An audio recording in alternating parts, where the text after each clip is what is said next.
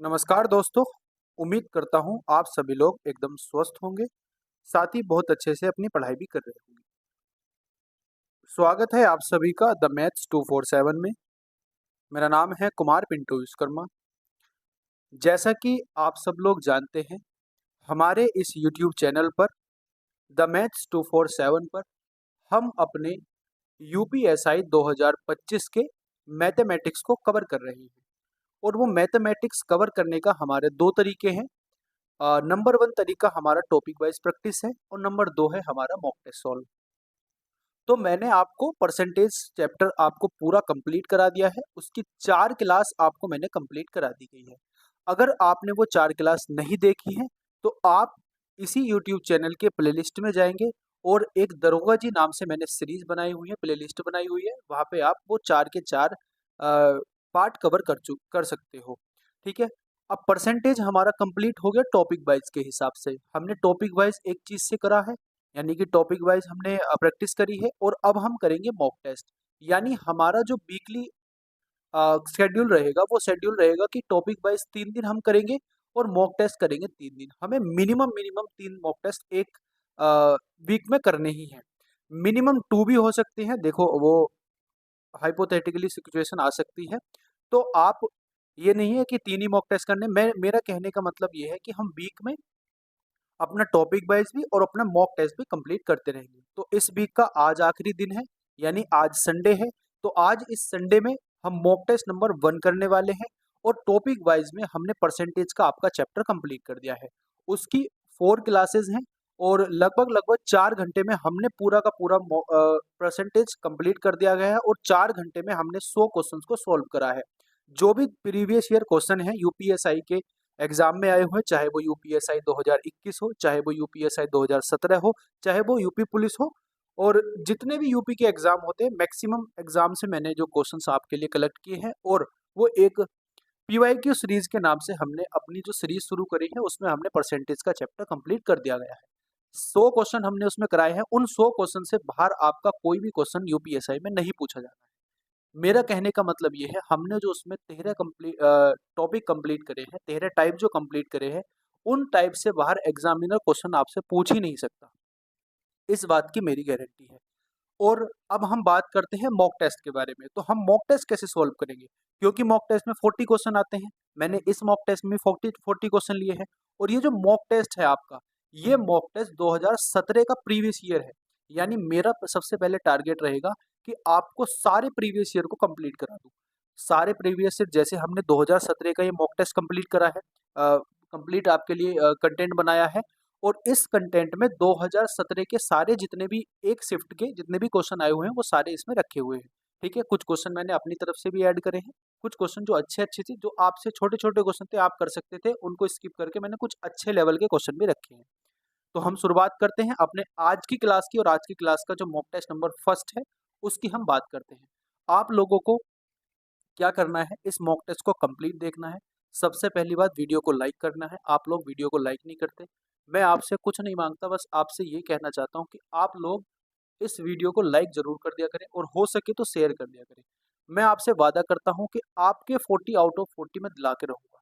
UPSI में आपके 40 में से 40 इस सीरीज से आप देख लेना। आप मुझे पर्सनली थैंक यू बोलोगे कि भैया थैंक यू, आपने जो मॉक टेस्ट की सीरीज शुरू करी, आपने जो टॉपिक वाइज सीरीज शुरू करी, उससे हमारी बहुत हेल्प हुई। मैं इस बात की गारंटी ले सकता हूँ कि अगर आप लोगों ने ये दोनों सीरीज कंप्लीटली फॉलो कर ली तो आपके 40 आउट ऑफ 40 नंबर आने ही आने हैं। आप मैक्सिमम स्कोर मैथमेटिक्स में करोगे ही करोगे। ठीक है। तो चलिए शुरुआत करते हैं अपनी आज की क्लास की। बहुत होगी बातें, अब बात करते हैं काम की। ठीक है दोस्तों, अब हम बात करते हैं अपने मॉक टेस्ट नंबर 1 की। और मॉक टेस्ट नंबर 1 का आपका जो पहला क्वेश्चन है वो आपका पहला तीर तर्कस से निकल चुका है। आप इस क्वेश्चन को सॉल्व करो। मैं आपको लगभग लगभग सारे क्वेश्चन सॉल्व कराऊंगा, मतलब लगभग सारे क्वेश्चन सॉल्व कराऊंगा। लगभग क्या, सारे ही क्वेश्चन सॉल्व कराने हैं। मुझे आपको शॉर्टकट मेथड बनाना है। मैं कहना चाह रहा हूँ कि मैं आपको लगभग कुछ सेकंड दूंगा क्वेश्चन को पढ़ने की, क्वेश्चन को सॉल्व करने की। आप उस सेकंड में आप या तो ऐसा कर सकते हो कि मैं वीडियो को कंटिन्यू रखूं, आप पॉज करके क्वेश्चन को सॉल्व कर सकते हो, जैसे आप यूजुअली करते हो आते हो। तो हम शुरुआत करते हैं आज के अपने पहले मॉक टेस्ट के पहले क्वेश्चन की। क्वेश्चन क्या कहना चाहता है, the average age of boys in A school. एक स्कूल में लड़कों का जो एवरेज एज है विद 560 स्टूडेंट, यानी कि 560 स्टूडेंट के एक स्कूल में जो लड़कों का एवरेज स्कोर है, जो लड़कों की एवरेज एज है वो 12 साल है और लड़कियों की एवरेज एज है वो 11 साल है।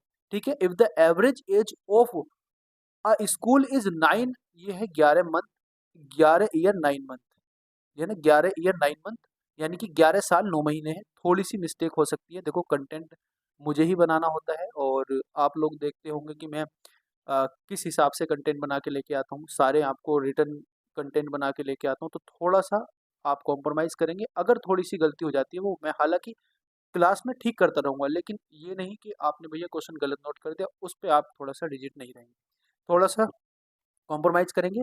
और तो हमारा क्वेश्चन क्या था कि एक स्कूल में 560 छात्र हैं, उसमें से 12% सॉरी उसमें से जो बॉयज़ हैं उनका जो एज का एवरेज है वो है 12 साल और जो लड़कियां हैं उनका जो एवरेज एज है वो है 11 साल और जो ओवरऑल स्कूल का एवरेज एज है वो 11 साल 9 महीने।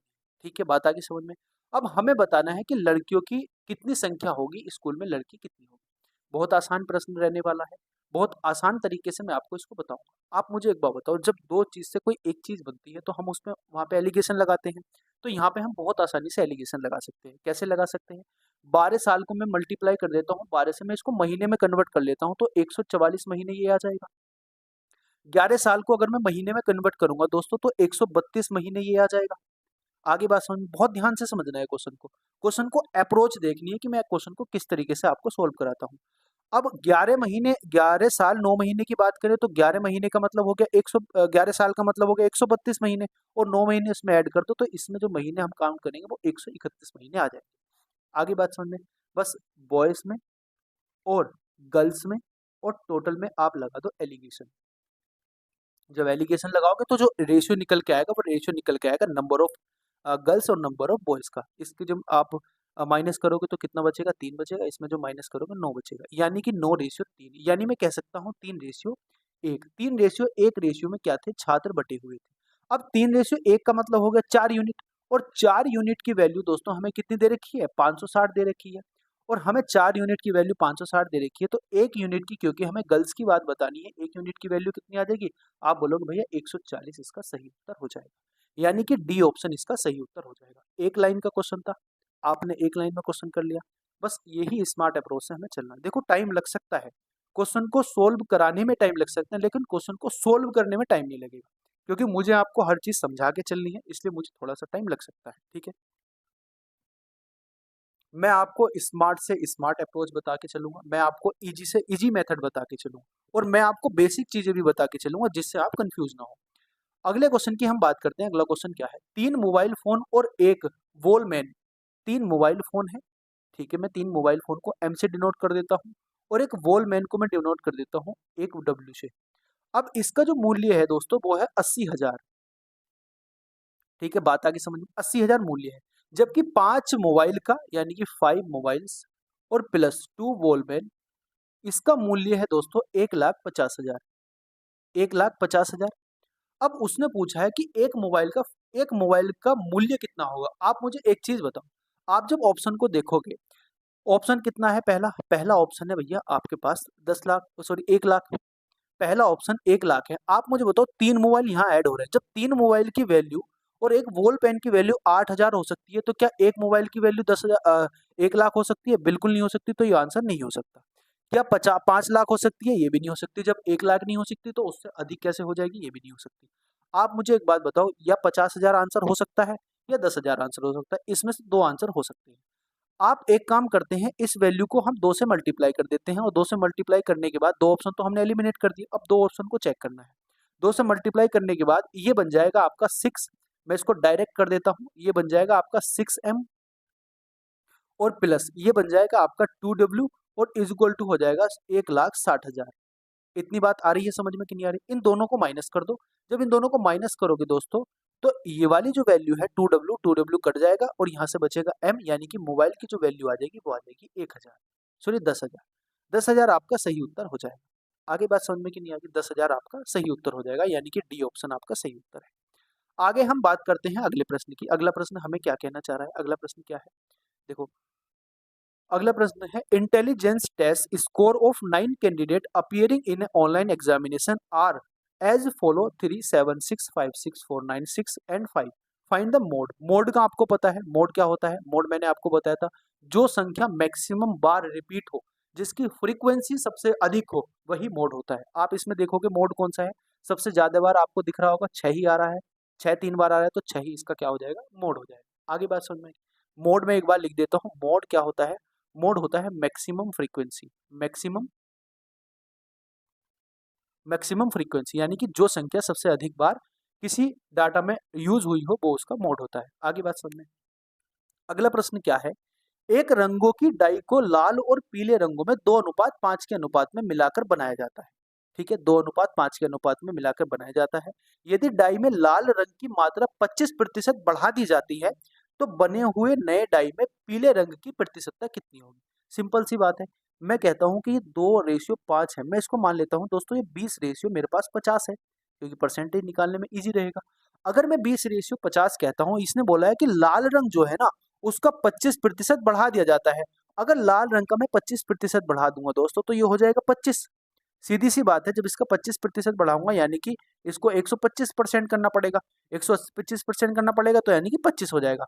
अब ये तो 25 हो गया, और दूसरा कितना है, दूसरा हो गया 50। अब इसमें बताना है हमें कि जो पीली डाई है, पीला रंग है, उसकी प्रतिशत बतानी है। तो उसका प्रतिशत बताने के लिए क्या करना पड़ेगा, हमें पीली वाली वैल्यू को ऊपर रखनी पड़ेगी और नीचे रखना पड़ेगा टोटल। नीचे टोटल कितना हो जाएगा, 75, और मल्टीप्लाई कर देंगे 100 से। जब इसकी 100 से मल्टीप्लाई करेंगे, ये 3 बार कट जाएगा, ये कट जाएगा 4 बार। यानी मैं कह सकता हूँ 200/3 इसका सही उत्तर होगा, या मैं कह सकता हूँ 66 सही 6-7% इसका सही उत्तर होगा, यानी कि सी ऑप्शन इसका सही उत्तर है। आगे बात समझ में कि नहीं आगे, डी सी ऑप्शन इसका सही उत्तर है। अगले प्रश्न पे हम चलते हैं। अगला प्रश्न क्या कह रहा है, अगला प्रश्न कह रहा है दोस्तों, अरे अरे अरे, अगला प्रश्न कह रहा है, okay, in the first 20 over of a cricket match between India and Australia, India's per over run rate, यानी कि जो पर ओवर रन रेट है इंडिया का, वो है 7.1। 7.1 रन रेट है इंडिया का। Now the target of 425 run in is to be achieved in 45 overs. What is the minimum average required for India to make sure that they will be win for of the game. ठीक है, उसका कहने का मतलब question का ये है कि 20 ओवरों में क्या है, 20 ओवर में इंडिया का जो रन रेट है वो 1.7 है, 7.1 है। अगर मैं यहाँ से टोटल रन निकालता हूँ, तो दोस्तों टोटल रन कितने हो जाएंगे, 142 रन हो जाएंगे। यानी कि 20 ओवर तक इंडिया ने 142 रन बना लिए, और उसको बनाने कितने रन है, रन बनाने हैं दोस्तों 425। अब 425 में से 142 रन तो बना लिए गए हैं, तो रन कितने बचेंगे, 3 बचेंगे, और 8 बचेंगे, और बचेगा तुम्हारे पास 2, यानी कि 283 रन बचे। अब 283 रन और बचा बनाने हैं हमें, लेकिन हमारे पास ओवर कितने बचे। आप बोलो यहाँ पे 20 ओवर खर्च हो गए, और 45 ओवर का मैच है, तो 25 ओवर बचेंगे, यानी कि 283 रन बनाने हैं दोस्तों 25 ओवर में। तो 25 ओवर में जब 283 रन बनाएंगे, तो 25 ही कम 25 हो जाएगा, बचेगा कितना, 33 हो जाएगा। 25 ही कम 25, 25 से 75, यानी कि 11.3 का रन रेट से हमें आगे का मैच खेलना पड़ेगा, जिससे हम अपनी जीत सुनिश्चित कर सकते हैं ऑस्ट्रेलिया के खिलाफ। आगे बात समझ में कि नहीं आ रही। अगले प्रश्न की हम बात करते हैं। अब इससे आप लोग ये मत कहने लगना भैया हमें तो 2023 के वर्ल्ड कप की याद आ गई। कोई बात नहीं, होता है, गेम है। ठीक है, अब हम अगले प्रश्न की बात करते हैं। अगला प्रश्न क्या है, 2001 के पहले का वो वर्ष कौन सा वर्ष है जिसका कैलेंडर 2001 के समान होगा। देखो कैलेंडर का क्वेश्चन है। हालांकि आपने देखा होगा, जब हम यूपीएसआई का मैथमेटिक्स की बात करते हैं, तो उसमें थोड़ा सा चैप्टर आपका जो रीजनिंग वाला होता है ना, वो भी ऐड हो जाता है।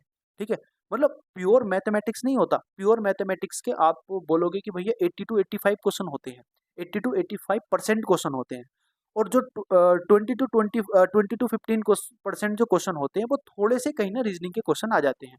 ठीक है, तो मैंने आपको मिक्स क्वेश्चन बनाया, जिससे आपका जो प्रैक्टिस हो, वो ओवरऑल प्रैक्टिस हो, आपको परेशानी ही ना पड़े जब आप क्वेश्चन पेपर को सॉल्व करने जाओगे परीक्षा में। तो हमें क्या बताना है, मैं यहाँ से आपको एक ट्रिक बताऊंगा, और वो ट्रिक आपको याद रखनी है। वो ट्रिक क्या है, इसने पूछा है कि कैलेंडर ईयर कौन सा समान होगा। हमें कैलेंडर ईयर समान की ट्रिक पढ़नी है। अगर देखो लीप ईयर की बात है, अगर मैं कहता हूँ लीप ईयर की बात है दोस्तों, किसकी बात है, लीप ईयर की बात है। अगर लीप ईयर की बात मैं करता हूँ, और अगर मैं लीप ईयर के 1 साल बाद की बात करता हूँ, यानी कि लीप ईयर प्लस के 1 की बात करता हूँ, अगर मैं लीप ईयर प्लस प्लस 2 की बात करता हूँ, अगर मैं लीप ईयर प्लस 3 की बात करता हूँ, यानी कि लीप ईयर के 3 साल बाद की बात करता हूँ, मैं कह देता हूँ लीप ईयर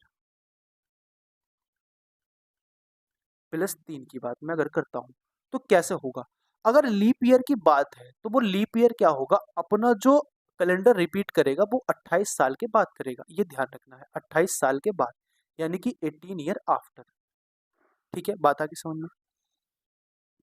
अगर बात होती है लीप ईयर के 1 साल बाद की, यानी कि मैं कहता हूँ कि जैसे 2004 मेरे पास क्या है, लीप ईयर है। लीप ईयर का मतलब तो पता होगा आप लोगों को, बाद की जो संख्या है हमारी 4 से डिवाइड होनी चाहिए। जो लीप ईयर हमारा 4 से डिवाइड होता है वही हमारा लीप ईयर है। ठीक है, अब ये जो लीप ईयर है हमारे पास 2004, अब इसके आगे 28 साल मुझे ऐड करने पड़ेंगे, यानी कि 28 और 4 32, 2004 का कैलेंडर आपका 2032 में जाकर रिपीट होगा, यानी कि 2004 का जो कैलेंडर है दोस्तों, वो 2032 में जाकर रिपीट होगा।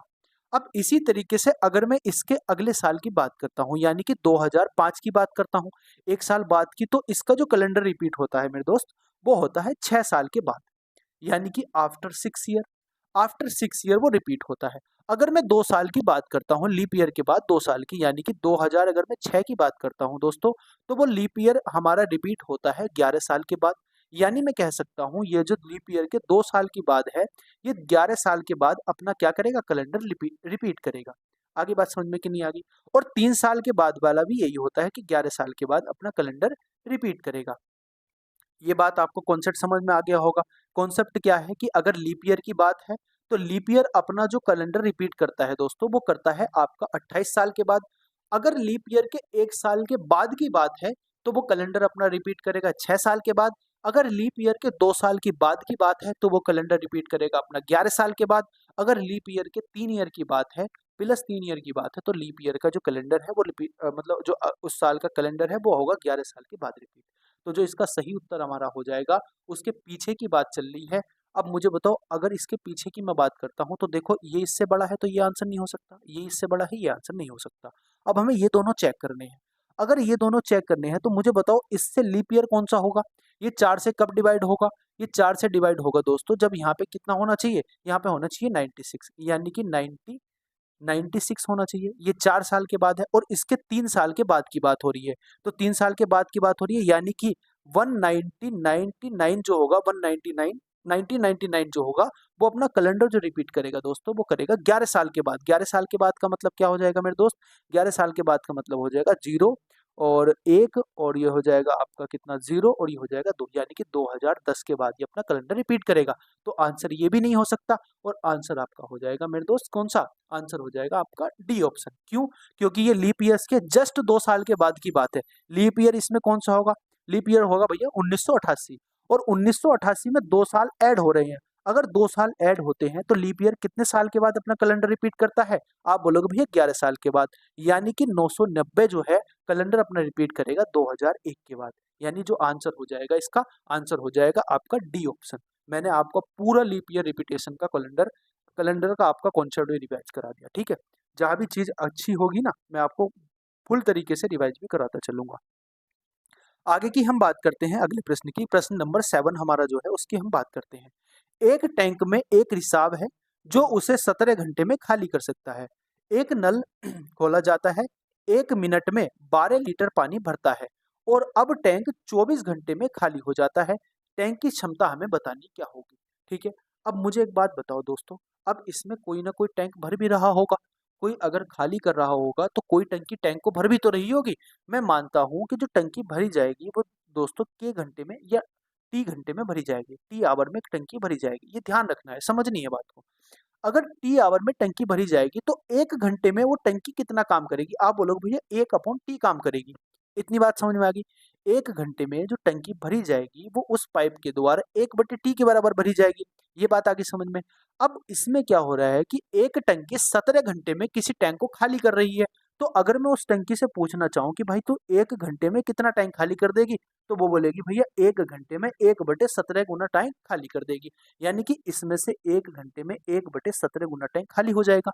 अब मुझे एक बात बताओ आप, मुझे आप एक बात बताओ, अब जो टंकी भरने वाली है, मैं इसको और अच्छे से लिख देता हूँ जिससे आपको और चीज़ें क्लियर हो जाए। बहुत अच्छा क्वेश्चन है, बहुत अच्छा समझने भी है आपको ये क्वेश्चन, ठीक है? आप मुझे एक बात बताओ, मैं आपको ये चीज़ बताना चाह रहा हूँ कि जो मैं टंकी मान रहा हूँ, जो टंकी भरने वाली है, वो भरने वाली है टी घंटे में। तो वो 1 घंटे में कितना टैंक भरेगी? आप बोलोगे भैया 1/टी टैंक भर देगी। आगे बात समझ में कि नहीं आगी? अब वो टंकी 1 घंटे में 1/टी टैंक भर देती है और जो खाली करने वाली टंकी है, वो 1 घंटे में 1/17 टैंक खाली कर देती है। और जो ओवरऑल काम होता है दोस्तों, वो 1 घंटे में कितना होता है?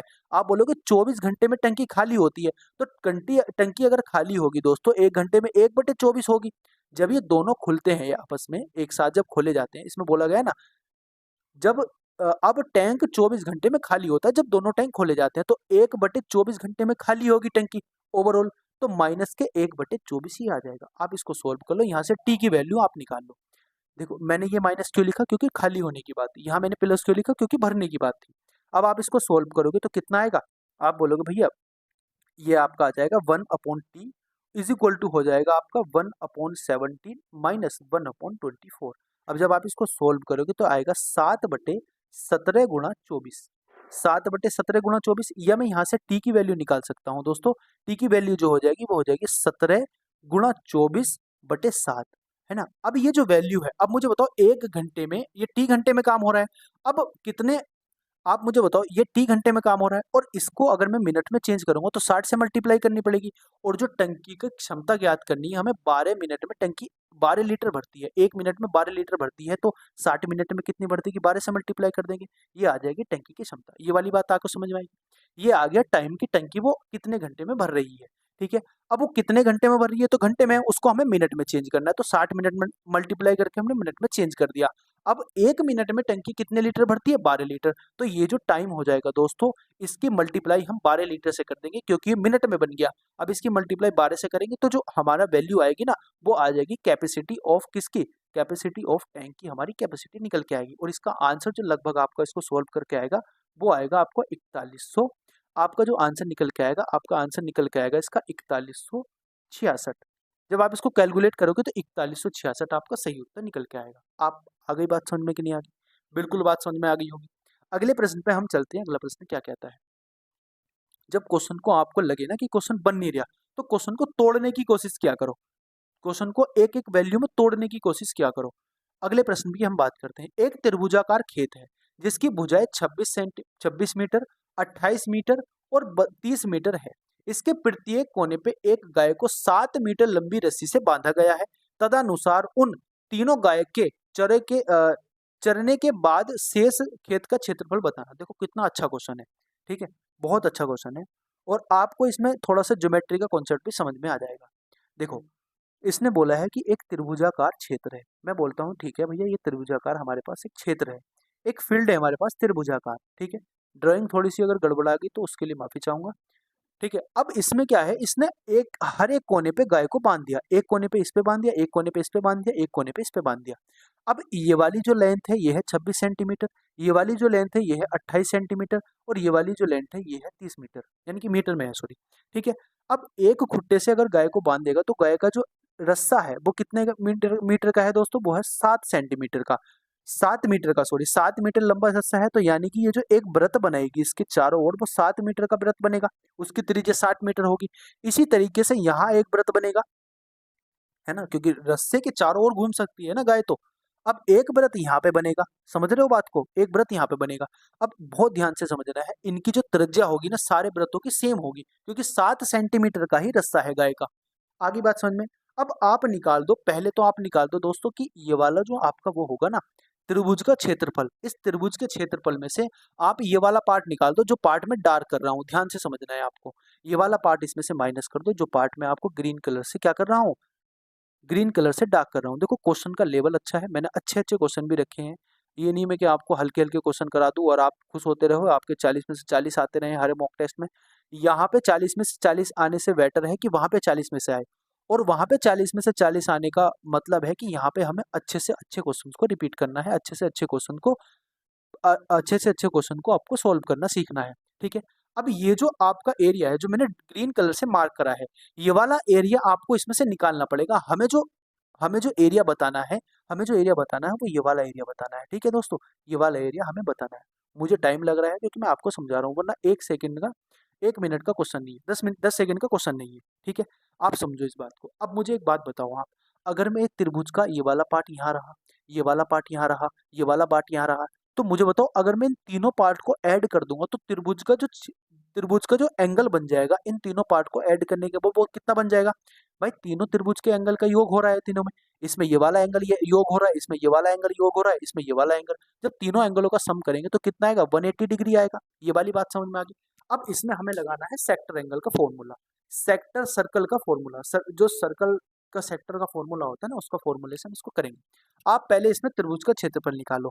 जब त्रिभुज की तीनों भुजाएं दी हुई हो तो हम त्रिभुज का हीरोइन का फॉर्मूला लगा के उसका क्या करते हैं, वो निकालते हैं, अपना उसका क्षेत्रफल निकालते हैं। तो सबसे पहले हम क्या करेंगे, सेमी पेरीमीटर निकालेंगे। तो एस बराबर होता है सेमी पेरीमीटर, और सेमी पेरीमीटर होता है ए प्लस बी प्लस सी अपॉन 2, यानी कि जो भुजाएं हैं उन सबको ऐड करने के बाद 2 से भाग देनी है।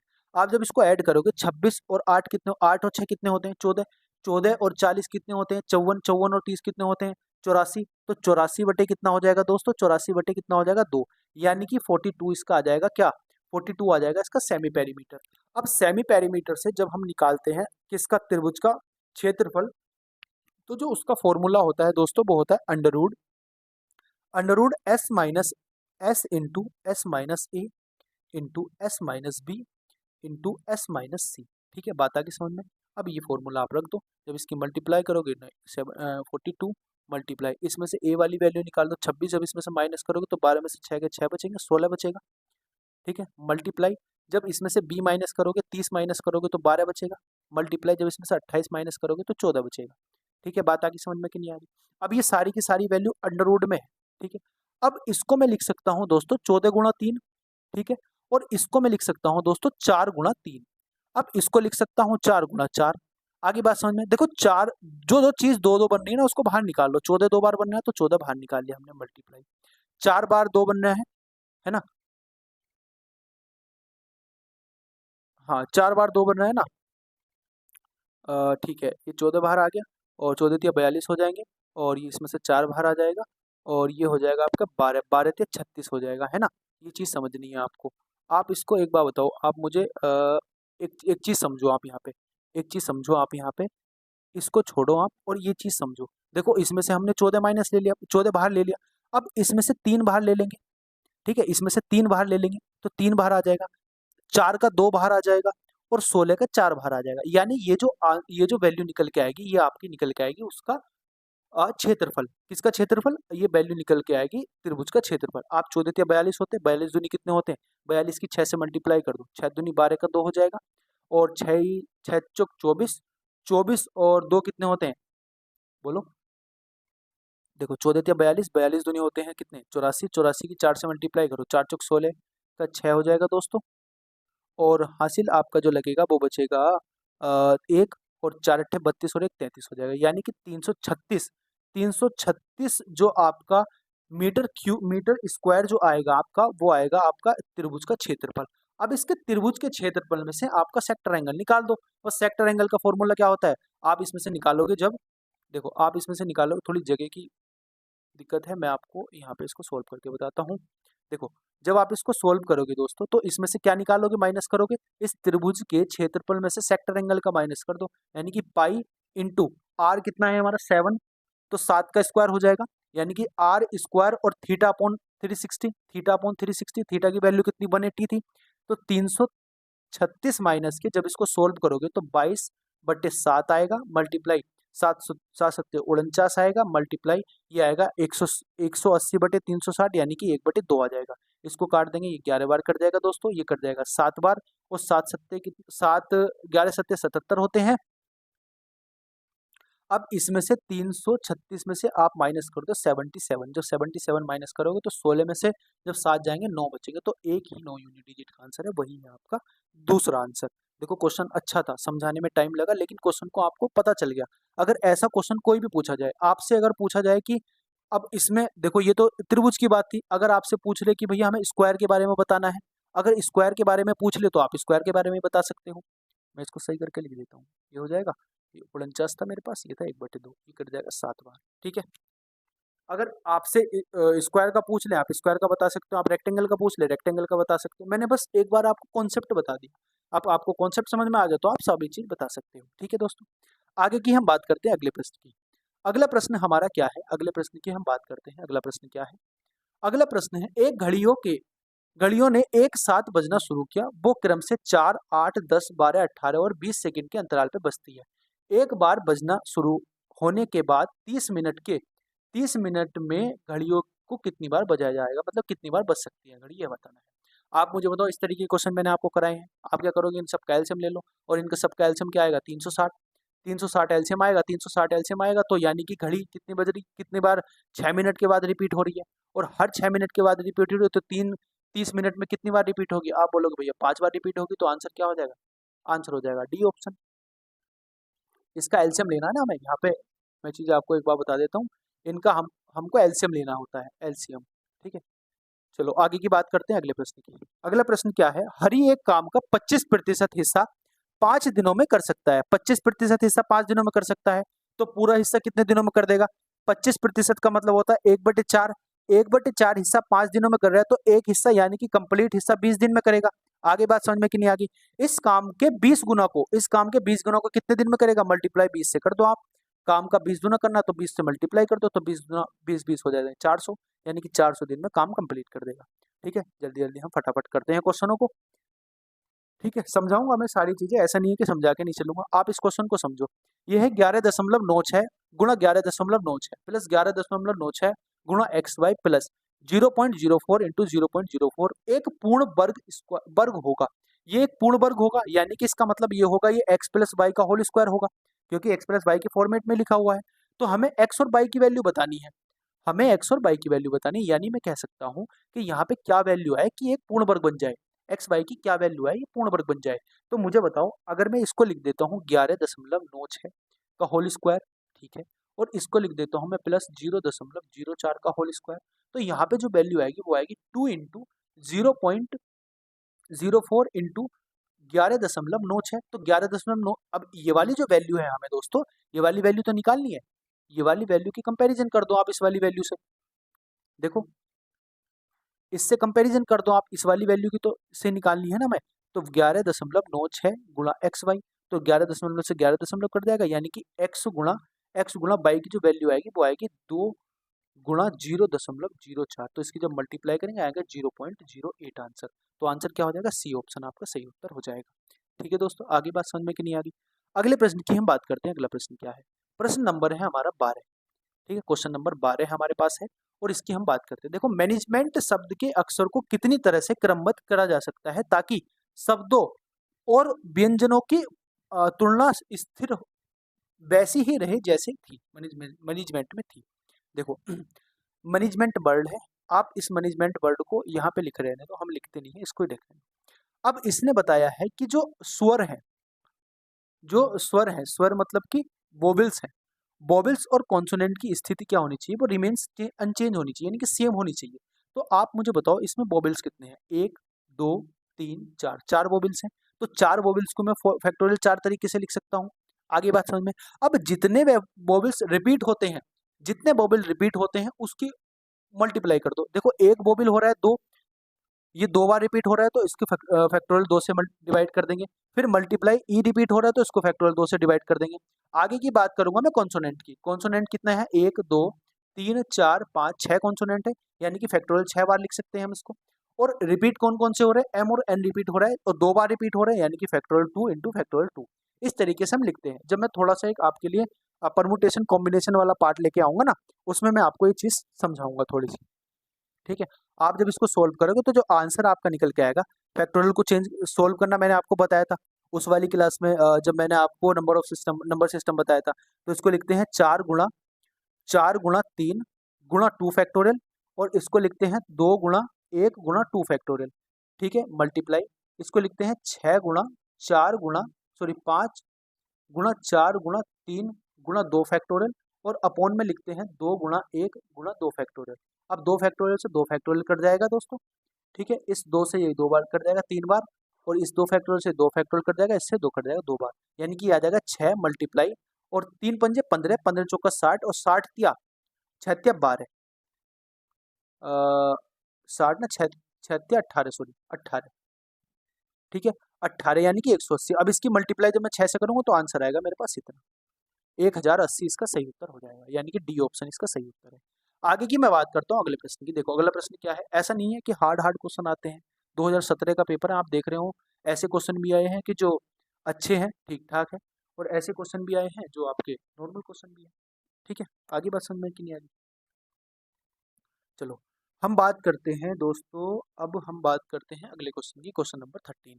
इसमें बताया गया है 42/5, इसमें बताया गया 42/5 का मतलब 42/5 of 110/x is equal to कितना है, कितना है, x की वैल्यू निकालनी, 5 से काट देंगे 22 बार, ठीक है, 42 से काट देंगे 2 बार, 22 से काट देंगे इसको 20 को 10 बार, यानी कि आंसर जो आएगा x का वो आ जाएगा 11/10, ठीक है। सिंपल क्वेश्चन है, 11/10 आंसर आ जाएगा। अगले प्रश्न पे चलते हैं, अगला प्रश्न नंबर है हमारा 14 प्रश्न नंबर है, 14 प्रश्न नंबर पे चलते हैं, क्वेश्चन नंबर 14 पे चलते हैं दोस्तों। और क्वेश्चन नंबर 14 है हमारे पास, क्या है, गिरी departs from point A at speed of 220 km/h at 6 am and Gautam from point B at speed of 10 km/h at 7 am.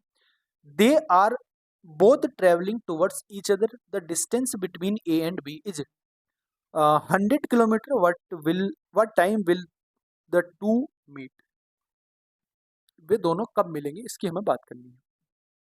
देखो एक पॉइंट है ए और एक पॉइंट है बी, इसके बीच की हमें दूरी दे रखी है दोस्तों 100 किलोमीटर, समझना है ध्यान से, 100 किलोमीटर दूरी दे रखी है। अब इसमें ए जो चलता है वो 20, जो गिरी है वो 20 किलोमीटर पर आवर की स्पीड से चलता है, ठीक है। अब ये चलता है दोस्तों 6 बजे। अब जो बी है यानी कि दूसरा जो आदमी है, यानी कि जो हमारे पास गौतम है, वो गौतम चलता है दोस्तों 7 बजे और ये चलता है 10 किलोमीटर प्रति घंटा की स्पीड से।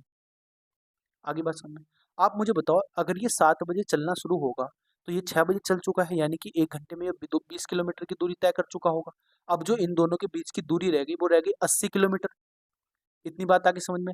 अब इस 80 किलोमीटर की दूरी को, क्योंकि दोनों एक साइड एक ही मतलब एक दूसरे की ओर चल रहे हैं, तो जो इनकी सापेक्ष क्या होगी, चाल होगी, जो इनकी रिलेटिव स्पीड होगी वो कितनी हो जाएगी, इनको ऐड कर देंगे। यानी मैं कह सकता हूं कि जो 80 आएगा 80 बटे कितना हो जाएगा 30 किलोमीटर प्रति घंटा की रफ्तार से। अब मुझे बताओ 8/3 का मतलब क्या होगा, इसकी मल्टीप्लाई कर लो आप किससे, 60 से, तो ये कितना आ जाएगा आपका 20 बार, और 20 4 दूनी 8 दूनी 16, यानी कि 140 मिनट के बाद, 140 मिनट का मतलब हो गया 2 घंटे 40 मिनट के बाद। अब 2 घंटे 40 मिनट के बाद का मतलब हो गया 9:40 पे ही आ जाएंगे, क्योंकि 7 बजे ये दोनों चलने शुरू हुए थे, क्योंकि हमने 7 बजे से तो हमने 7 बजे से तो इनका वो लिया, कंपैरिजन करी है, क्योंकि 1 घंटे में तो 20 किलोमीटर चल चुका है। आगे बात समझ में कि नहीं आ गई? अगले प्रश्न पे हम चलते हैं। अगला प्रश्न क्या है, एक व्यक्ति ने 1 रुपए में 5 वस्तु खरीदी, 25% का लाभ अर्जित करने के लिए व्यक्ति को 1 रुपए में कितनी वस्तु बेचनी पड़ेगी। इसने 1 रुपए में 5 वस्तु खरीदी, आगे बात समझ में, और 1 रुपए में इसको कितनी वस्तु बेचनी पड़ेगी ताकि वो अपना 25% का लाभ अर्जित कर सके। आप मुझे बताओ अगर मैं 3 वस्तु लेता हूं तो यानी कि ये 3 वस्तु हो गई, और मुझे क्या करना है, वस्तु बराबर करनी है, तो मतलब इसकी 3 से मल्टीप्लाई करूंगा, इसकी 5 से मल्टीप्लाई करूंगा, यानी ये हो जाएगा 3 रुपए, ये 3 रुपए आ जाएगा सीपी, और बेची कितने में है, बेची 5 में, यानी कि ये आ जाएगा 5 रुपए। अब ये आ जाएगा कितना, एसपी। तो मुझे बताओ 2 का फायदा हो रहा है, और 2/3 की वैल्यू कभी आपने देखी 25%, कभी नहीं देखी, तो ये आंसर हो ही नहीं सकता, ये आंसर नहीं हो सकता, यानी कि हमारा ए ऑप्शन नहीं है।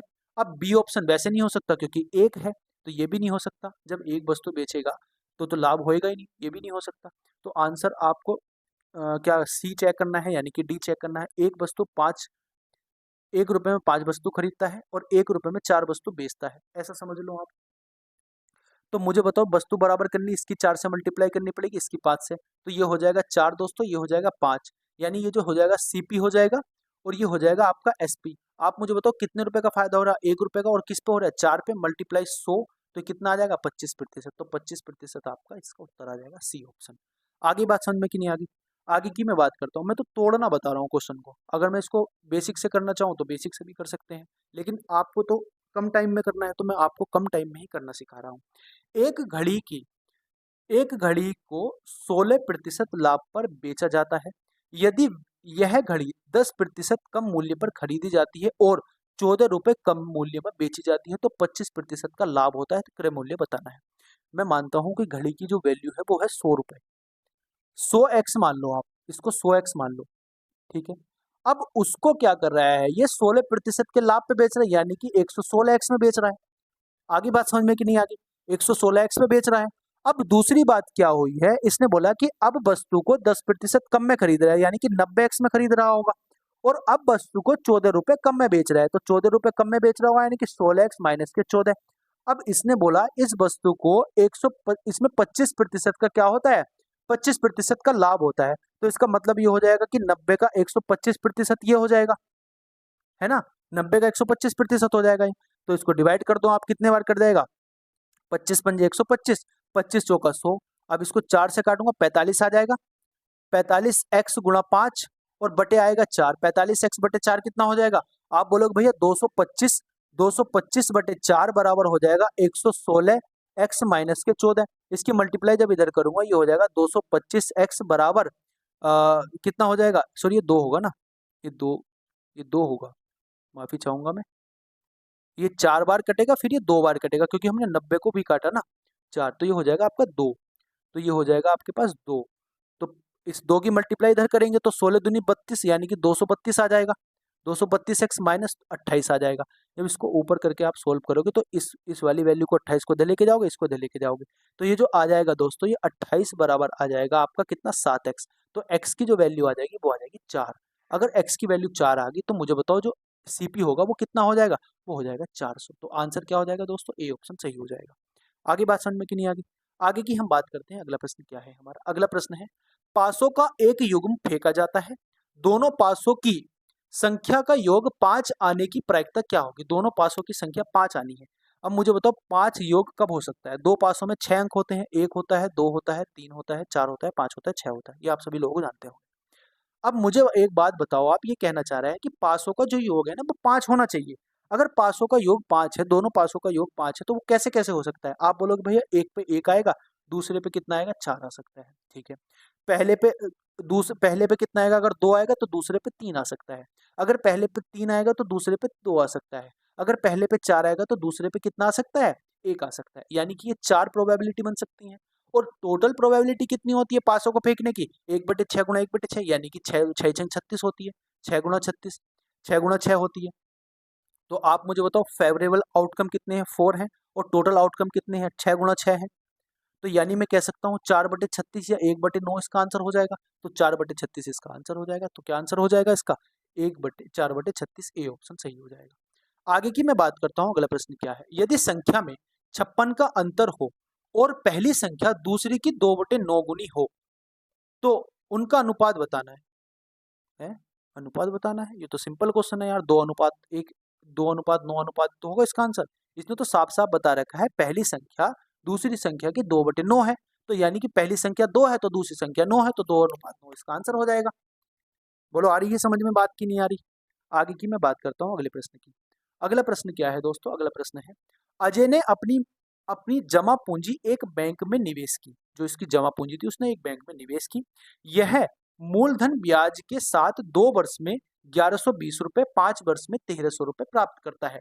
आप मुझे बताओ, इसने मूलधन और ब्याज का मतलब हो गया कि मिश्र धन, यानी कि जो उसकी अमाउंट आएगी, अमाउंट 2 साल में उसकी आ रही है दोस्तों 1120, और 5 साल में उसकी अमाउंट आ रही है दोस्तों 1300।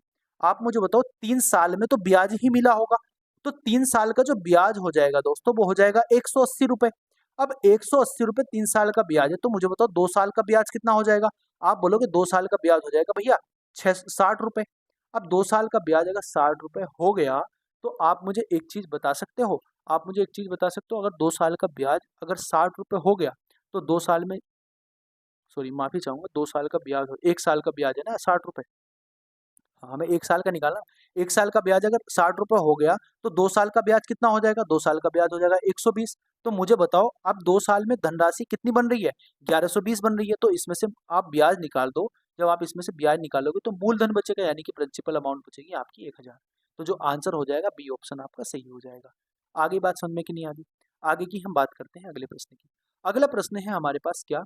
अगला प्रश्न है हमारे पास 21 नंबर। 21 अक्टूबर को रविवार है तो 21 नवंबर को क्या होगा? सीधी सी बात है। 21 अक्टूबर को रविवार है तो 21 नवंबर को क्या होगा? आप इनके दिन गिन लो, कितने दिन होंगे? आप मुझे बताओ अक्टूबर में कितने महीने होते हैं? आप बोलोगे अक्टूबर में भैया 31 दिन होते हैं, सॉरी अक्टूबर के महीने में 31 दिन होते हैं। तो 10 दिन तो यहाँ से बचे हमारे पास, 10 दिन तो यहाँ से बचे और 21 दिन ये हो गए। अब 21 और 10 कितने हो जाएंगे? 31। अब 31 दिन को 7 से डिवाइड करोगे, 7 से डिवाइड करोगे तो 4 बार कट जाएगा, 3 दिन शेष बचेंगे। तो आप क्या करो, 3 दिन इसमें रविवार में ऐड कर दो। जब 3 दिन रविवार में ऐड करेंगे तो मंडे आएगा, ट्यूसडे आएगा और वेडनेसडे आएगा। वेडनेसडे का मतलब होता है बुधवार, यानी कि डी सी ऑप्शन इसका सही उत्तर हो जाएगा। आगे बात समझ में कि नहीं आ गई? मैंने मंडे ट्यूसडे तो लिखा नहीं ना, मंडे के बाद डायरेक्ट वेडनेसडे लिख दिया। थोड़ी सी गलती होगी, 1 सेकंड का समय देंगे। हाँ, ये हो जाएगा आपका मंडे ट्यूसडे वेडनेसडे। हाँ, ये ट्यूसडे लिखा तो है, ये है, मुझे लगा प्लस है। ठीक है, तो वेडनेसडे यानी कि बुधवार का दिन आपका हो जाएगा। आगे की मैं बात करता हूँ, अगला क्वेश्चन क्या है। अशोक के पास 2 किस्म के गेहूं हैं, 60 रुपए प्रति किलोग्राम और 85 रुपए प्रति किलोग्राम मूल्य वाले। यदि वो इन्हें मिश्रण को 84 रुपए किलोग्राम प्रति में बेचता है और 20% के लाभ अर्जित करता है, तो उसका जो मिश्रण वाला होगा, उसका जो मिश्रण होगा उसने कितने अनुपात में मिलाया होगा? आप मुझे बताओ, 84 रुपए अगर मैं बेच रहा हूँ वस्तु को तो उसको 20% के लाभ पे बेच रहा हूँ, यानी कि ये 120% की वैल्यू हो जाएगी। मुझे तो 100% की वैल्यू चाहिए, तो 12 सत्ते 84 हो गए और 1 जीरो से 1 जीरो कट जाएगा, यानी कि 70 आ जाएगा। अब इसमें देखो, एक किस्म की क्या है, एक किस्म के गेहूं 60 किलो पर केजी है, 60 रुपए पर केजी। एक है दोस्तों 85 रुपए पर केजी, और जो मिश्रण इनका आया वो आया 70 का। बस इसका रेशियो निकाल दो, ये हो जाएगा 10, ये हो जाएगा 5, सॉरी 15। तो कितना आ जाएगा? 3:2 इसका सही उत्तर आ जाएगा। 3:2 इसका सही उत्तर आ जाएगा। ठीक है, एक एक लाइन के क्वेश्चन मैं आपको करा रहा हूँ, एक एक लाइन से क्वेश्चन का सोल्यूशन बता रहा हूँ मैं आपको। ठीक है, शिवा ने एक निश्चित दिन 2,000 रुपए के साधारण ब्याज और चक्रवृद्धि ब्याज पर निवेश किए। ठीक है, यदि ब्याज दर 6% है तो 3 वर्ष के अवधि के लिए साधारण ब्याज और चक्रवृद्धि ब्याज के बीच का अंतर बताना कितना होगा? आपको मैंने 3 साल का साधारण ब्याज और चक्रवृद्धि ब्याज का अंतर का फॉर्मूला बहुत अच्छे से बताया था, और आप लोगों को उम्मीद करूंगा कि वो फॉर्मूला याद भी होगा। और अगर याद नहीं है तो मैं आपको उसको लिख के बता देता हूँ।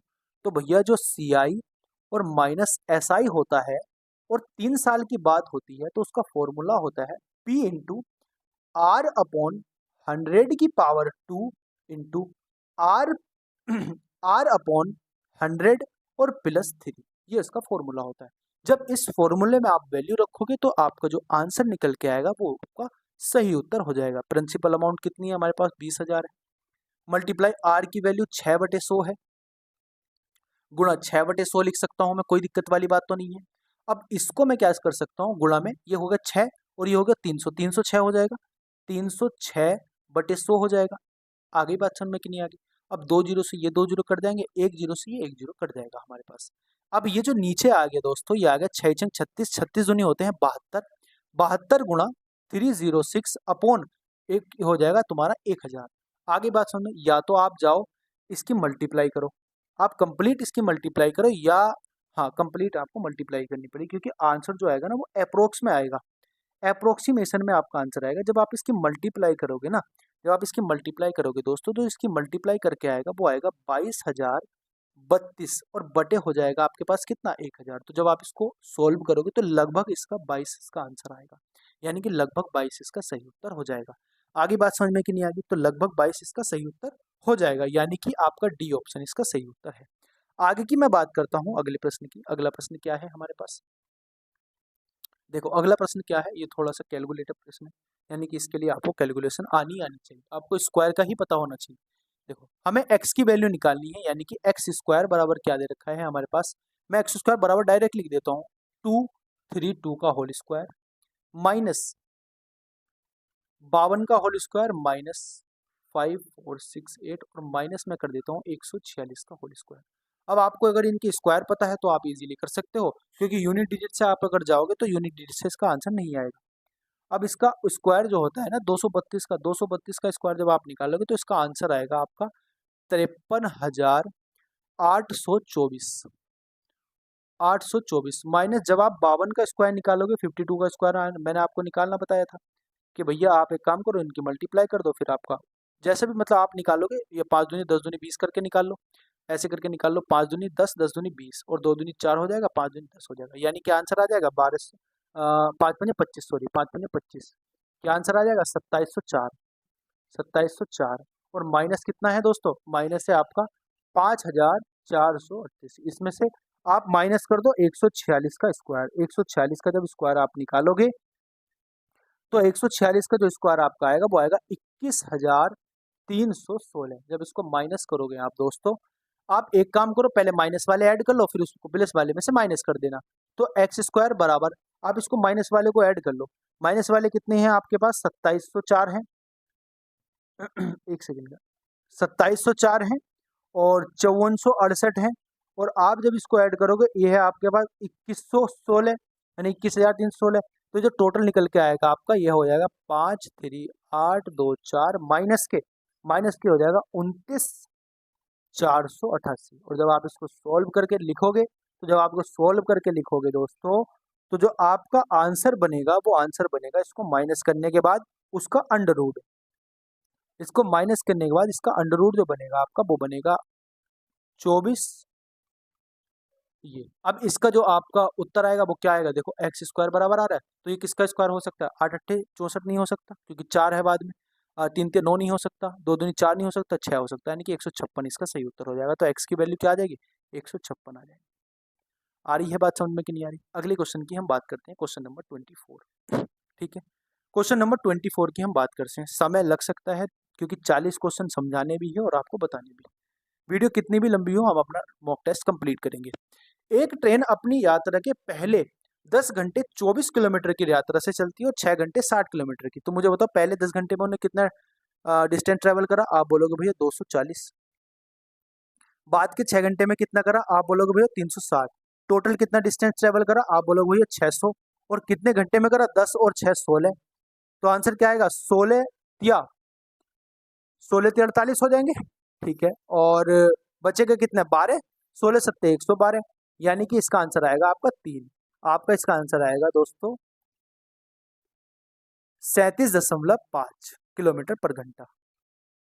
आगे की हम बात करते हैं अगले प्रश्न की। अगला प्रश्न क्या है, अगला प्रश्न है हमारा 25 नंबर क्वेश्चन। 25, हाँ। सेब संतरे आम का जो क्रम जो इसका आपका रेशियो है वो है 5, 7 और 8 रेशियो है। मैं इसको मान लेता हूँ ये है 50, ये है 70, ये है 80, कैलकुलेशन को इजी करने के लिए। ठीक है दोस्तों, अब ये बोल रहा है कि भैया इसमें एक संतरे में सेब में 40% की वृद्धि, संतरे में 50% की, और आम में 75% की वृद्धि करनी है। अगर मैं इसमें 40% की वृद्धि करूंगा तो 14 पंजे 70 हो जाएगा। ठीक है, अगर मैं इसके 50% की वृद्धि करूंगा तो 15 सत्ते 105 हो जाएगा। ओके, अगर मैं इसमें 75% की वृद्धि करूंगा तो 75% का मतलब कितना हो जाएगा दोस्तों, 175। 175 बटे 100, तो 25 से काटूंगा 4 बार, 25 से काटूंगा कितनी बार, 7 बार। ठीक है, तो 4 से कट जाएगा आपका ये कितनी बार, 4 से कट जाएगा ये आपका दोस्तों 20 बार। तो 20 गुना 7 लिख सकता हूँ, 20 गुना 7 लिख सकता हूँ। 7 से डिवाइड कर दो सबको, 7 से इसको डिवाइड करेंगे 10 आएगा, 7 से इसको डिवाइड करेंगे 15 सत्ते 105 15 आएगा, 7 से इसको डिवाइड करेंगे 20 आएगा, 5 से इसको डिवाइड करेंगे 2 आएगा, 3 आएगा और 4 इसका आंसर हो जाएगा। यानी कि डी ऑप्शन इसका सही उत्तर हो जाएगा। आगे की हम बात करते हैं अगले प्रश्न की, प्रश्न नंबर 26। अतुल ने एक साइकिल उसके अंकित मूल्य से 3/4 मूल्य पर खरीदी। अंकित मूल्य के 3/4 मूल्य पर खरीदी। आप मुझे एक बात बताओ, अंकित मूल्य अगर उसका 7 है, 100 है अगर उसका अंकित मूल्य, तो 3/4 का मतलब हो गया 75%, यानी कि 75 रुपए में खरीदी। 3/4 का मतलब हो गया। अब उसने अंकित मूल्य से 20% अधिक पे बेच दी। अगर अंकित मूल्य से 20% अधिक पे बेचा यानी कि 120 में बेच रहा है, तो इसमें फायदा कितने का हुआ उसको, फायदा हुआ 45 का। और 45 बटे कितने होंगे, 75, मल्टीप्लाई हो जाएगा 100। 25 या 75, 25 चौका 100, 3 से कट जाएगा 15 बार, 15 चौका हो जाएगा 60, यानी कि 60% इसका सही उत्तर हो जाएगा सी ऑप्शन। मजा आ रहा है कि नहीं आ रहा बोलो? अरे मजा आ रहा है। आगे की हम बात करते हैं अगले प्रश्न की। दो रेलवे स्टेशन ए और बी, देखो ए और बी कैसे लिखा, ए और बी एक दूसरे से 110 किलोमीटर, एक ए है और एक है बी, एक दूसरे से दोस्तों 110 किलोमीटर की दूरी पर है। ठीक है, ट्रेन ए स्टेशन से ए सुबह 7 बजे चलती है। ट्रेन एक स्टेशन से 7 बजे चलती है, यहाँ से 7 AM पे चलती है। ठीक है, ट्रेन बी जो है वो स्टेशन और स्टेशन बी की ओर, हाँ, 20 किलोमीटर प्रति घंटे की रफ्तार से चलती है, 20 किलोमीटर प्रति घंटे की रफ्तार से चलती है। ये कह रहा है कि ट्रेन स्टेशन ए से चलती है और बी की ओर चलती है और 20 किलोमीटर प्रति घंटे की रफ्तार से चलती है। समझ में आ रही है कि नहीं आ रही बात? अब इसने बोला बी ट्रेन जो चलती है सुबह 8 बजे चलती है और सुबह 8 बजे ये चलती है आपके 25 किलोमीटर प्रति घंटे की रफ्तार से, 25 किलोमीटर प्रति घंटे की रफ्तार से। आप मुझे बताओ, ये 8 बजे चली, ये 7 बजे चली, तो इसने तो 20 किलोमीटर की दूरी तय कर दी, इतना ये चली। यानी कि इन दोनों को सापेक्ष जो दूरी तय करनी है वो 90 किलोमीटर की तय करनी है। और कितनी इनकी सापेक्ष स्पीड होगी? वो होगी 45 किलोमीटर प्रति घंटा। तो आप मुझसे बताओ, आप बताओ कि 90/45 कितना हो जाएगा? आप बोलोगे भाई 2 घंटे। यानी कि 8 बजे के बाद से 2 घंटे कितने बच जाएंगे? 10 बच जाएंगे। तो आंसर क्या हो जाएगा? आंसर हो जाएगा बी ऑप्शन, आपका सही उत्तर हो जाएगा। आगे की मैं बात करता हूं, आगे की बात करता हूं 28 की। 28 नंबर क्वेश्चन है कि 60 के गुणनखंडों की संख्या बतानी। 60 के गुणनखंडों की, 60 के गुणनखंड निकालेंगे, कैसे निकालेंगे? आप इसको 6 गुणा 10 लिख सकते हो, लिख सकते हैं। 3 को 3 गुणा 2 लिख सकते हो, लिख सकते हैं। इसको 2 गुणा 5 लिख सकते हो, लिख सकते हैं। तो इसको लिखेंगे 2 की पावर 2 गुणा 3 की पावर 1 गुणा 5 की पावर 1, और गुणनखंड निकालने तो पावर में 1 जोड़ के मल्टीप्लाई, क्या करते हैं? पावर में 1 जोड़ के मल्टीप्लाई करते हैं। ठीक है दोस्तों, पावर में 1 जोड़ के क्या करते हैं? मल्टीप्लाई। तो 3 गुणा 2 गुणा 2, 4 या 12, यानी कि डी ऑप्शन इसका सही उत्तर हो जाएगा। कितना आ जाएगा? 12। थोड़ा सा डिस्टरबेंस हो सकता है क्योंकि घर पे काम चल रहा है, तो आपको थोड़ी सी मशीनरी की आवाज आ सकती है, तो उसके लिए मैं माफी चाहूंगा। ठीक है दोस्तों, वैसे मेरी आवाज आपको क्लियर आएगी। पी का 5%, मैं और तेज से बोल लूंगा, पी का 5%, 5% of P is equal to 10। तो 100% ऑफ पी कितना हो जाएगा? अब आप बोलोगे 200 हो जाएगा भैया। क्यू का 10%, 10% of Q is equal to 5। तो आप मुझे बताओ क्यू टोटल कितना हो जाएगा? आप बोलोगे 50 हो जाएगा। ठीक है, ये बोला आर पी अपॉन क्यू के बराबर है, आर जो है पी अपॉन क्यू के बराबर है। तो पी कितना है? 200, और क्यू कितना है आपका? क्यू कितना है दोस्तों? 50 है। इसकी वैल्यू हमें बतानी, 200/50 कितना हो जाएगा? 4। तो आंसर क्या हो जाएगा? आंसर हो जाएगा आपका, आंसर हो जाएगा आपका कितना? D option, C option, sorry, P upon Q answer आएगा ना। तो P upon Q, P upon Q, R का मान बताना है इसमें, आर का। आगे की मैं बात करता हूं दोस्तों क्वेश्चन नंबर 30 की। क्वेश्चन नंबर 30 क्या कहना चाह रहा है उसकी हम बात करते हैं। क्वेश्चन नंबर 30 कहना चाह रहा है मेरे दोस्त, क्वेश्चन नंबर 30 कहना चाह रहा है अपनी सामान्य गति को 3/4 गति से चलते हुए रामेश को घर पहुंचने में 20 मिनट की देरी हो जाती है। सामान्य गति से अगर वह पहले 4 से चल रहा था तो अब 3 से चल रहा है, तो उसको घर पहुंचने में 20 मिनट देरी हो जाती है। तो अब पहले 3 से चल रहा है तो अब 4 से, यानी कि कितने टाइम में चल रहा था? अब कितने यूनिट अधिक टाइम ले रहा है? 1 यूनिट अधिक टाइम ले रहा है। और हमारे हिसाब से कितनी देर हो रही है? 20 मिनट की। यानी कि अगर 20 मिनट की देर हो रही है तो हमें तो उसका क्या बताना? सामान्य समय बताना है। तो सामान्य समय बताना है तो 3 की मल्टीप्लाई कर देंगे हम 20 से, तो क्या आ जाएगा? 60 मिनट। यानी कि 60 मिनट में वो सामान्य गति से जाएगा। यही तो होगी ओरिजिनल वैल्यू, ये ओरिजिनल वैल्यू होगी, ये फाइनल वैल्यू होगी। तो हमें ओरिजिनल वैल्यू बतानी है, 3 यूनिट की वैल्यू बतानी है, 3 गुणा 20 हो जाएगा, 60 आंसर आ जाएगा। आगे की मैं बात करता हूँ दोस्तों क्वेश्चन नंबर 31 की। क्वेश्चन नंबर 31 से 10 क्वेश्चन और रह गए, बस बने रहो, 10 क्वेश्चन और रह गए। किसी पैमाने की सबसे बड़ी संभावित लंबाई कितनी हो सकती है जो 12 मीटर, ओके, 20 सेंटीमीटर और 4 मीटर 20 सेंटीमीटर की लंबाई को सटीकता से चेंज कर सकता है? मैं उसको सेंटीमीटर में बता देता हूँ। पहला जो है 12 मीटर यानी कि 1200 सेंटीमीटर हो जाएगा, और दूसरा है 20 सेंटीमीटर, ठीक है, तीसरा है 420 सेंटीमीटर। अब इसमें से आपको क्या बताना है? वह पैमाना बताना है जो इनको सटीकता से नाप सकता है। आप मुझे बताओ, इसका एचसीएफ भी तो बताना है भाई। एचसीएफ कितना हो जाएगा? एचसीएफ हो जाएगा 20, तो 20 इसका सही उत्तर हो जाएगा। यानी कि 20 सेंटीमीटर का हमारे पास पैमाना होना चाहिए जो इनको सटीकता से नाप देगा। ठीक है, आगे बात समझ में कि नहीं आई? अगले प्रश्न की हम बात करते हैं। अगला प्रश्न है हमारा प्रश्न नंबर है हमारा 32। प्रश्न नंबर 32 है 0.232323 डॉट डॉट को एक भिन्न में बदलना है, उसका परिणाम कितना होगा? आपको मैंने रिकरिंग डेसिमल के बारे में बताया था। जब एक ही तरीके का डेसिमल बार बार रिपीट होता है, एक ही तरीके का डेसिमल बार बार रिपीट होता है, तो हम उस पर क्या करते हैं, हम उसको बार के साइन से डिनोट करते हैं। तो उस पर बार लगा देंगे और जितनी संख्या पे बार लगेगा, जो संख्या होगी उसके नीचे उतने ही 9 लिख देंगे। तो कितनी संख्या पर, 2 संख्या पे बार लगा यानी कि 9 लिख देंगे नीचे। तो आंसर क्या आ जाएगा? आंसर आ जाएगा इसका ए ऑप्शन। आगे बात समझ में कि नहीं आगे? अगली हम बात करते हैं अगले क्वेश्चन की। क्वेश्चन नंबर हमारे पास है कौन सा? क्वेश्चन नंबर है हमारे पास 33। एक्स और वाई का काम, एक्स और वाई एक काम को क्रम से 20 दिनों में और 10 दिनों में पूरा कर सकते हैं। जेड की मदद से एक्स वाई साथ मिलकर 6000 रुपए का काम को 5 दिनों में पूरा करते हैं। आपको बताना है कि जेड का हिस्सा कितना होगा। आपने बताया कि एक्स का काम जो है वो 12 दिनों में पूरा करता है, वाई जो है उस काम को 10 दिनों में पूरा करता है, और एक्स प्लस के वाई प्लस के जेड उस काम को 5 दिनों में पूरा करते हैं। आप इस काम का एलसीएम ले लो, आप ले लो एलसीएम 60। तो 12 कितने दिनों में करेगा? 12 पंजे 60, और ये इसकी इफिशियंसी कितनी हो जाएगी? 6 हो जाएगी, और इसकी इफिशियंसी हो जाएगी 12। आप मुझे बताओ इनकी इफिशियंसी का रेशियो क्या आ जाएगा? ये टोटल 12 है और ये टोटल एक्स और वाई की वैल्यू 11 है, तो जेड की वैल्यू कितनी आ जाएगी? 1 आ जाएगी। जब 12 में से 11 घटाएंगे 1 आ जाएगी जेड की वैल्यू। तो इनकी इफिशियंसी का जो रेशियो आ जाएगा दोस्तों, वो आ जाएगा कितना? 5:6:1। ये इनकी इफिशियंसी का रेशियो आ गया, और जो पैसे हैं वो इसी रेशियो में बढ़ते हैं। तो पैसे टोटल कितने हैं? 12 यूनिट, और 12 यूनिट बराबर है किसके? 60,000 के। यहाँ से मुझे 1 यूनिट की वैल्यू निकालनी, तो 12 पंजे 60 यानी कि 500 रुपए इसका सही उत्तर हो जाएगा। यानी मैं कह सकता हूँ डी आंसर इसका सही उत्तर हो जाएगा। आगे बात समझ में कि नहीं आ गई? 1 यूनिट की वैल्यू आ जाएगी 500। बोलो बात समझ में आ रही कि नहीं आ रही? आगे की बात करते हैं हम आगे की बात करते हैं क्वेश्चन नंबर 84, क्वेश्चन नंबर 34। 34 की हम बात करते हैं। 34 क्वेश्चन क्या कहता है? 34 क्वेश्चन कहता है भैया एक्स प्लस 1/x की वैल्यू 2 है। एक्स प्लस 1/x की वैल्यू कितनी है? 2 है।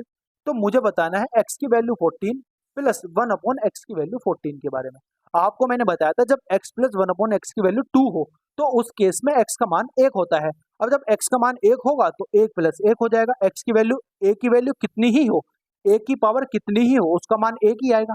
तो 1 प्लस 1, इसका आंसर भी 2 हो जाएगा। आगे बात समझ में कि नहीं आगे? आगे क्वेश्चन की हम बात करते हैं। अगला क्वेश्चन क्या है? रोहन किसी कार्य को 28 दिनों में पूरा कर सकता है और रोहित उस कार्य को 14 दिनों में पूरा कर सकता है। यदि वे दोनों एक साथ मिलकर काम करते हैं तो कितने दिन में पूरा काम कर देंगे?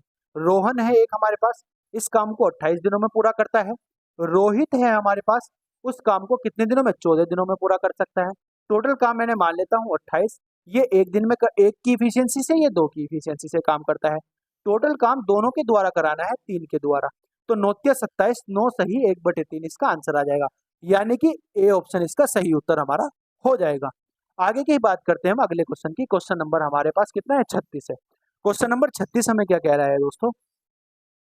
क्वेश्चन नंबर 36 कह रहा है राम 2 लाख रुपए में एक जमीन खरीदता है और 2.5 लाख रुपए में उस जमीन को बेचता है। तो उसको लाभ प्रतिशत बताना। मुझे बताओ 50,000 का लाभ हुआ कि नहीं हुआ? और 50,000 का लाभ किस पे हुआ? आप बोलोगे भैया 2 लाख पे 50,000 का लाभ हुआ, तो इसको मल्टीप्लाई कर देंगे 100 से, तो आंसर कितना आ जाएगा? 2 जीरो से 2 जीरो कर देंगे, 3 जीरो से 3 जीरो कर देंगे, तो आंसर कितना आ जाएगा? आंसर आ जाएगा आपका 50%, है ना? सॉरी 50 नहीं, 50/2 है ना, तो 25% आपका आंसर आ जाएगा। 25% आपका इसका आंसर आ जाएगा, यानी कि ए ऑप्शन इसका सही उत्तर हो जाएगा। आगे की मैं बात करता हूं दोस्तों क्वेश्चन नंबर किसकी? क्वेश्चन नंबर 37 की। क्वेश्चन नंबर 37 कह रहा है एक वस्तु के क्रय मूल्य और विक्रय मूल्य के बीच का अंतर कितना है? 1800 है।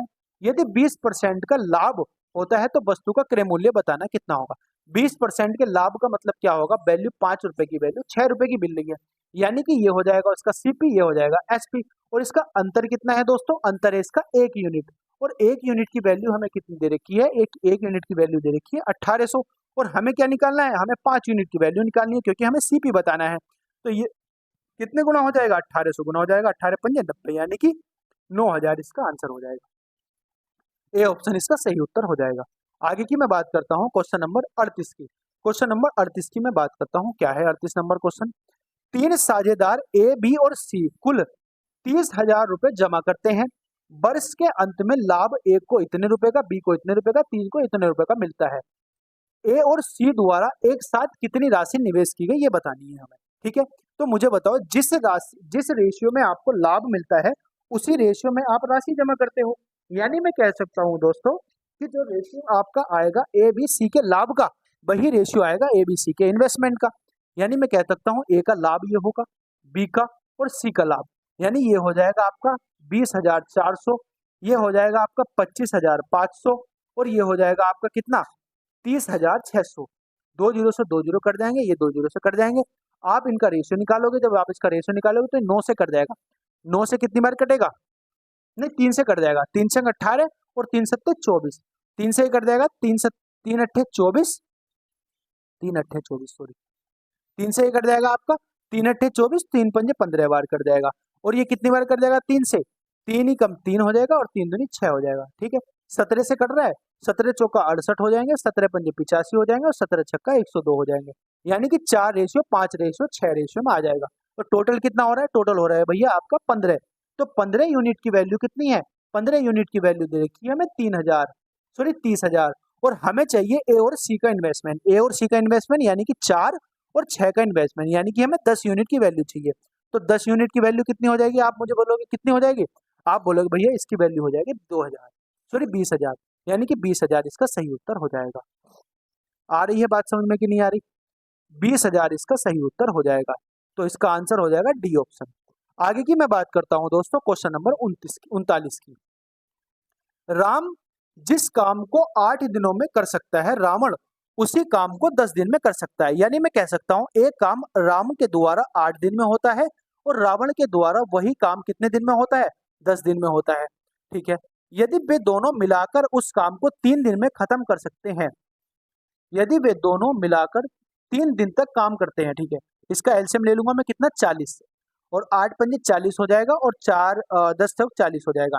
यानी कि राम की इफिशियंसी आ जाएगी 5 काम पर डे और रावण की इफिशियंसी आ जाएगी 4 काम पर डे के हिसाब से।